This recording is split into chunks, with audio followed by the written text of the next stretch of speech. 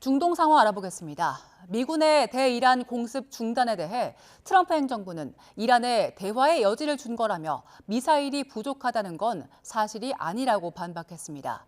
이란도 미국과 계속 메시지를 교환하고 있다면서도 미국이 종전 양해각서를 위반한 외교적 배신을 저질렀다고 비난했습니다. 워싱턴 연결해 보겠습니다. 홍상희 특파원, 트럼프 행정부가 이번 공습 중단이 협상의 기회를 주기 위한 것이다, 이렇게 밝혔다고요? 마이크 왈츠 유엔 주재 미국 대사는 트럼프 대통령이 외교적 해결에 여지를 주기 위해서 공격을 일시 중단한 거라고 설명했습니다. 폭스뉴스와의 인터뷰에서 왈츠 대사는 이란과 협상이 현재 진행되고 있다고 밝혔는데요. 왈츠 대사의 발언 먼저 들어보겠습니다.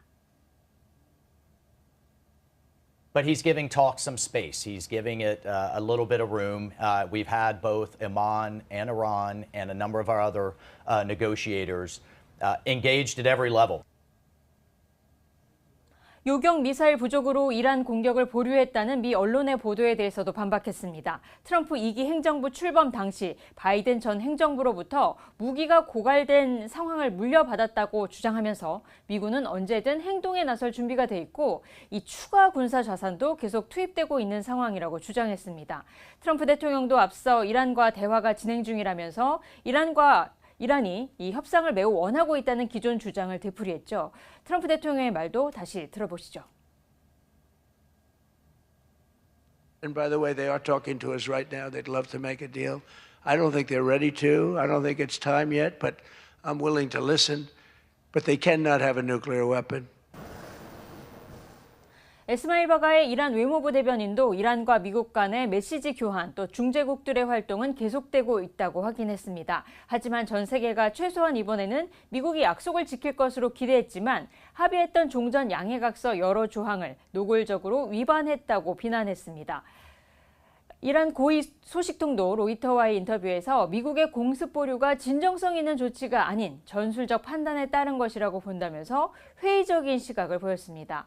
레바논에서의 이스라엘과 헤즈볼라의 무력 충돌에 대해 모즈타바 하메네이 이란 최고 지도자는 잠시 전 레바논 영토 보전이 전쟁을 끝내기 위한 핵심 조건이라며 헤즈볼라를 지원하겠다는 뜻도 거듭 밝혔습니다.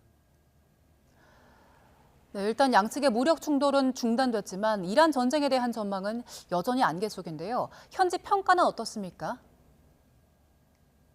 네, 뉴욕타임스는 트럼프 대통령이 세계 최대의 망치를 휘두르고도 이란 전쟁에 갇혀있는 상황이라고 평가했습니다. 이란 전쟁이 5개월째 이어지고 있지만 협상 동력은 떨어졌고 호르무즈 해협 통제권 문제도 해결되지 않고 있다며 이 전쟁을 끝내기 위한 마땅한 선택지가 없다고 지적했습니다. 뉴욕타임스는 군사적 확전이나 경제적 압박 강화 또는 승리를 선언한 뒤에 전쟁에서 빠져나오는 이 세 가지 방법이 있지만 모두 선택하기 어렵다고 분석했는데요.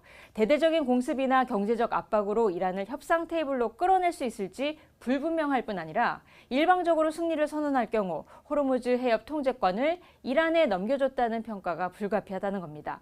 오는 28일 백악관에서 트럼프 대통령과 회담을 앞두고 있는 네타냐후 총리는 이란에 대한 공세를 더 강화해야 한다는 주장을 내놨습니다.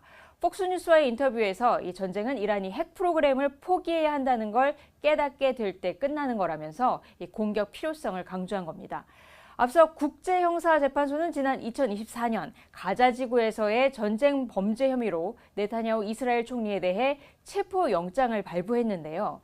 이 조람 맘다니 미 뉴욕시장이 네타냐후 총리를 체포하기 위한 법적 조치를 검토하고 있다고 말해서 9월 유엔 총회 참석 시 체포에 나설 가능성도 제기된 상태입니다. 네타냐후 총리는 이에 대해 강하게 반발했는데요. 들어보시겠습니다.